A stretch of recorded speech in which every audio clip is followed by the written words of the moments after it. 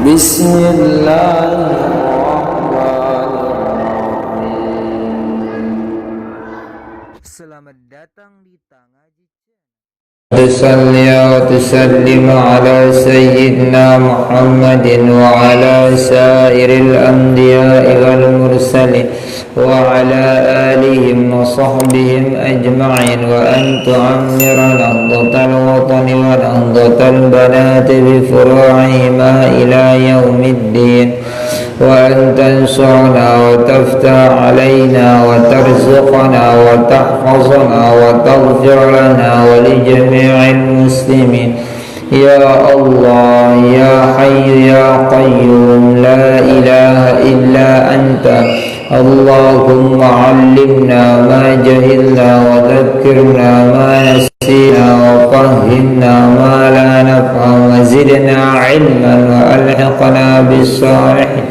Allahumma astur 'aiba syai'i 'anni wa la tuzhib barakata 'ilmi minni Rabbana atina fid dunya hasanatan wa fil akhirati hasanatan wa qina 'adzaban nar walhamdulillahi rabbil alamin.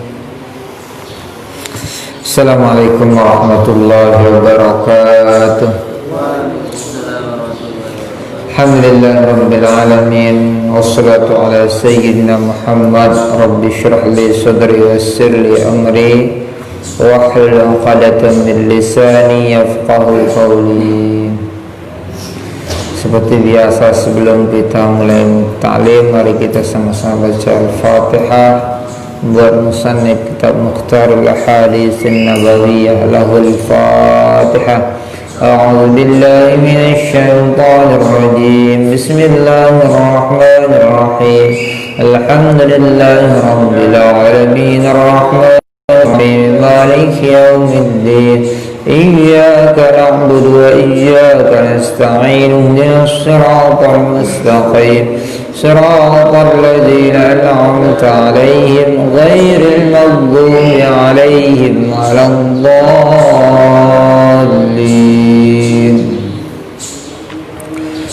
Fatihah yang kedua untuk orang tua kita, guru-guru kita. Lahumul Fatihah. A'udzu billahi minasy syaithanir rajim. Bismillahir rahim. Alhamdulillahi rabbil alamin arrahmanir rahim maliki yaumiddin. Iyyaka na'budu wa iyyaka nasta'in. Ihdinas siratal mustaqim. Siratal ladzina an'amta 'alaihim ghairil maghdubi 'alaihim waladdallin. Adik-adik santri yang di rumah, sahabat-sahabat sekalian yang ingin ikut taklim, silakan membuka kitab Mukhtarul Ahaditsin Nabawiyah halaman 32,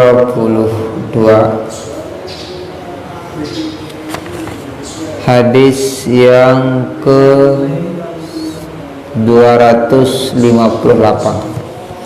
Halaman 32, hadis yang ke 258.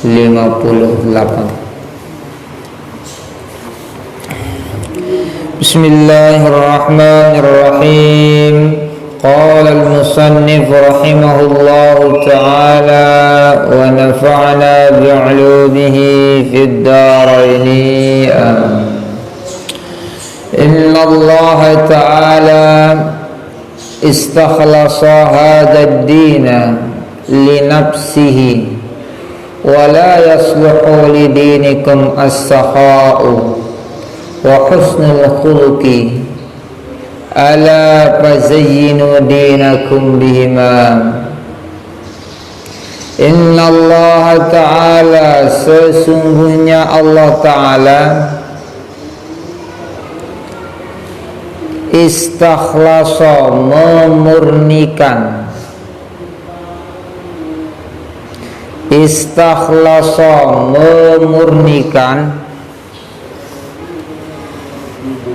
hadzal dina, ini agama. Apa maksudnya ini agama? Agama ini linafsihi bagi dirinya, linafsihi bagi dirinya. Maksudnya Allah memurnikan agama ini untuk dirinya.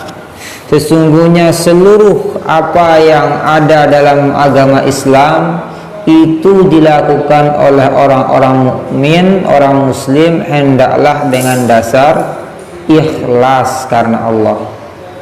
Apapun yang dilakukan oleh orang yang beriman harus didasari dengan dasar keikhlasan.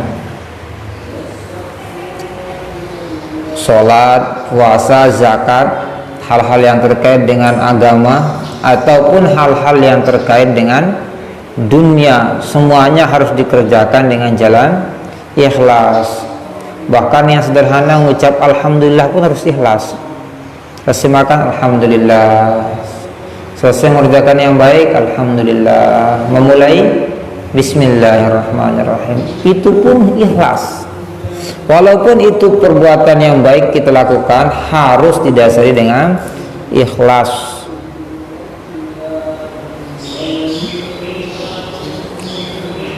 Apalagi perbuatannya itu berbentuk perbuatan dunia, seperti nyari nafkah, harus ikhlas.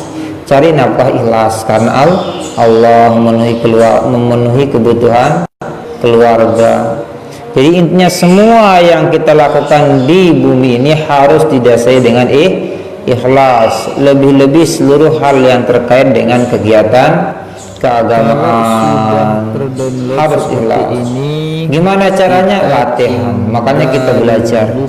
Itulah kita disekolahkan, kita mengaji, kita taklim. Tujuannya kita mengamalkan sedikit. Latihan ikhlas. Karena ikhlas itulah amal yang bisa mendatangkan hasil.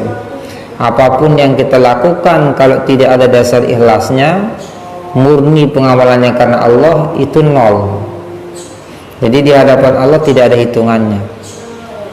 Berat dong ikhlas, berat. Itulah makanya kita latihan, kita mohon perlindungan kepada Allah, mohon pertolongan dari Allah, tolong kita bisa untuk istiqomah mengerjakan amal ibadah karena Allah. Wala yasluhu, dan tidak pantas. Wala yasluhu, dan tidak pantas. Wala yasluhu, dan tidak pantas. Lidinikum, bagi agama kalian, illa kecuali as-sakha'u, pemurah. As-sakha'u, pemurah.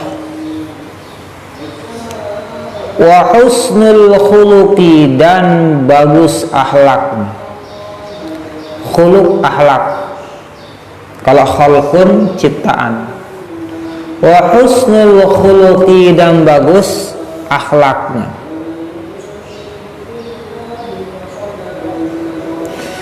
Dan tidak pantas bagi agama kalian tuh kecuali yang membuatnya pantas adalah pemurah dan akhlak yang bagus. Baru agama kalian itu akan pantas bagi diri kalian. Maksudnya, baru agama itu akan pantas bagi diri kita itu kalau kita menghiasi diri dengan sifat pemurah dan sifat akhlak yang mulia. Apalah gunanya kita berilmu kalau akhlaknya tidak baik? Kalau menghitung pintar, adikku sekalian, iblis itu pintar. Apalagi kita membaca kisah di Sab'u Kutubul Mufidah, bagaimana diceritakan iblis itu di setiap langit itu memiliki nama yang berbeda-beda.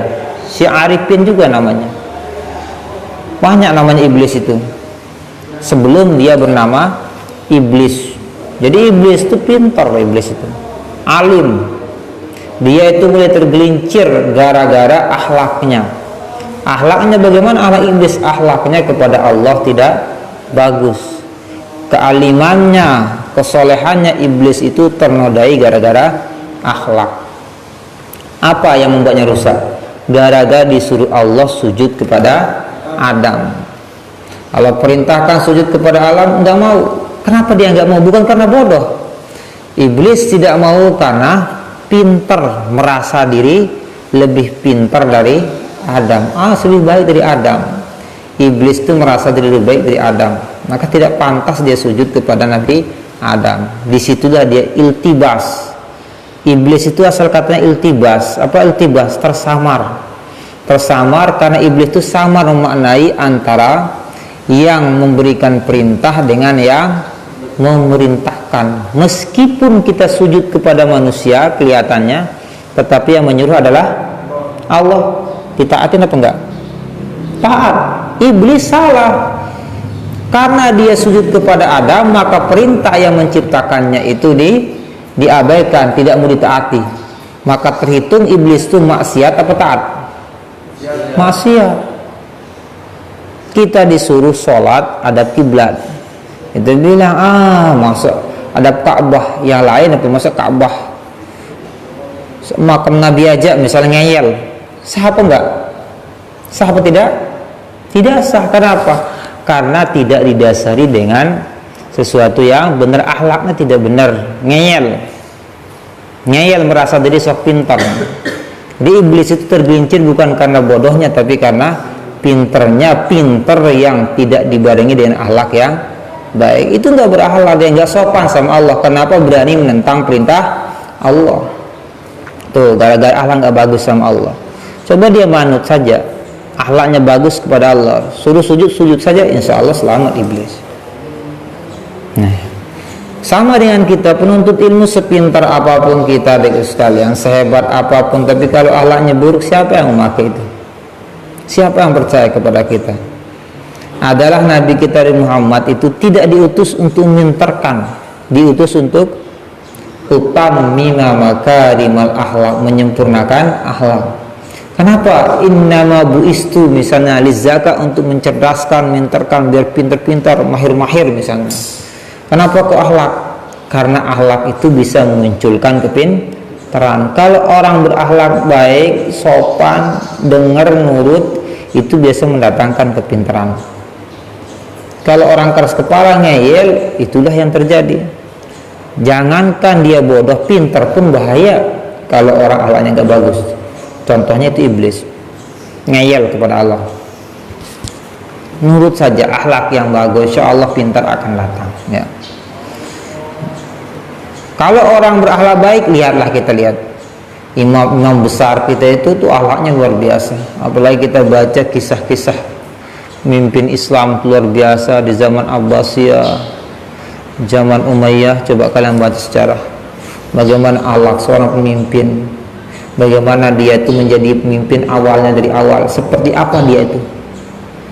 Coba kalian baca kisah Salahuddin Ayyubi, siapa mereka? Al-Fatih, siapa dia dari kecilnya? Itu orang-orang akhlaknya bagus dari kecilnya itu. Maka besarnya jadilah orang besar. Bukan bodoh, pintar, berakhlak pintar begini. Makanya kita diperintahkan untuk menghiasi diri kita dengan sifat pemurah dan bagus akhlak. Di mana-mana pemurah pasti akan dihormati orang, pasti akan dihargai, dan pasti akan dimuliakan. Pemurah. Murah apa? Murah harta kalau kaya. Kalau nggak punya, ingat kalian pakai apa bersedekahnya? Murah senyum, ramah. Jadi kalau nggak bisa murah harta, paling tidak kita murah senyum, murah akhlak lah. Bagus akhlak. Pemurah, murah senyum.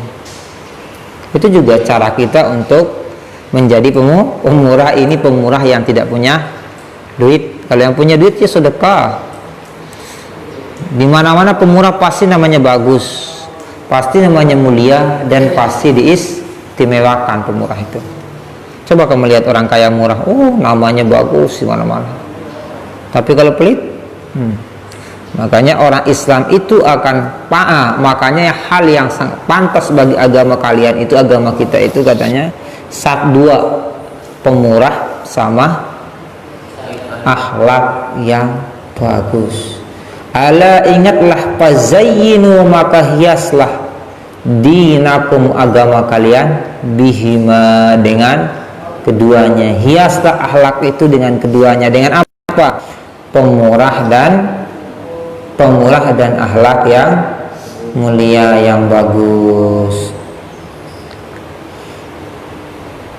Rawahu, meriwayatkannya At-Tabrani oleh Imam At-Tabrani an Imran, dari Imran bin Husain. Imran bin Husain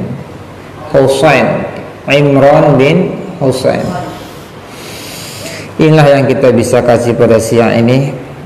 Mudah-mudahan Allah menjadikan kita orang-orang yang mampu menghiasi agama kita dengan dua sifat yang mulia ini, yaitu sifat pemurah dan akhlak yang baik. Allah Subhanahu wa ta'ala alam. Terima kasih banyak atas segala perhatian. Mohon maaf atas segala kurangan. Mudah-mudahan sedikit yang kita kaji siang ini ada manfaatnya bagi kita semua. Syukran kasiran ala ihtimamikum. Subhanakallahumma bihamdika asyhadu an la ilaha illa anta astaghfiruka wa atubu ilaik. Assalamualaikum warahmatullahi wabarakatuh.